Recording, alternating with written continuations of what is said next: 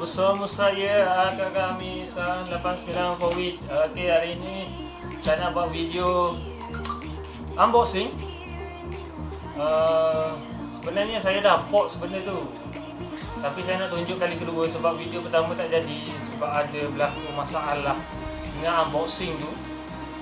So saya terpaksa repack balik benda tu, saya terpaksa bungkus balik. Benda tu disebabkan nanti saya cerita kenapa. Okey, di sini saya akan buat second unboxing disebabkan saya dah dapat something. Saya dah dapat sesuatu. Okey, di sini ni unboxing saya. Silap lah saya punya video pertama tu saya delete lah guys. Aduh. Ingat betul lah. Okey, kita just dengan ni lah.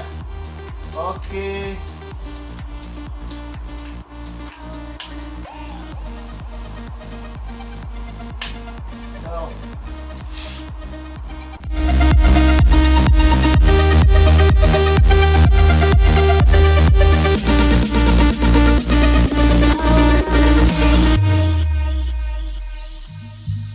Kenapa? Ada nampak tu? Crack, hancur, retak 1000. Ni saya tak salahkan seller. Saya boleh katakan saya salahkan courier sebab dia agak cuai sebab seller tu dia dah letak fragile sticker besar banyak. Fragile sticker dia ada satu keping yang dekat kotak tu fragile.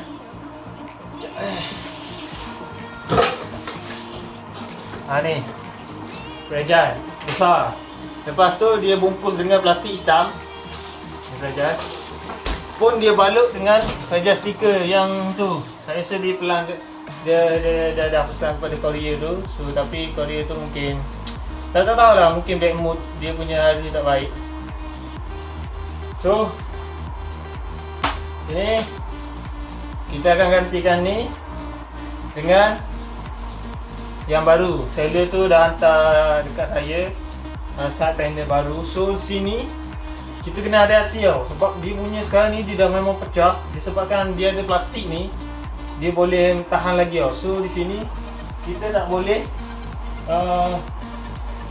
kita tak boleh buka masa menegak. Kita kena buka masa dia tengah terbaring. So di sini saya akan lapik dulu. Murah ni.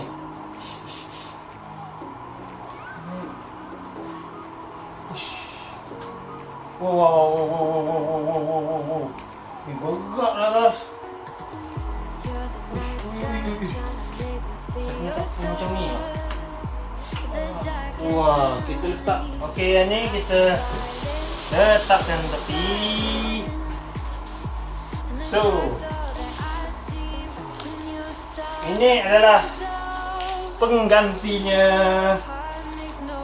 Awas kaca mudah pecah, jangan ditekan. Awas fragile. Ni saya tutup lah. Saya tak nak bagi tahu lah courier mana. Fragile semua. Okey. So, tanpa buang masa, kita unboxing lah benda ni. Malas lah tunggu.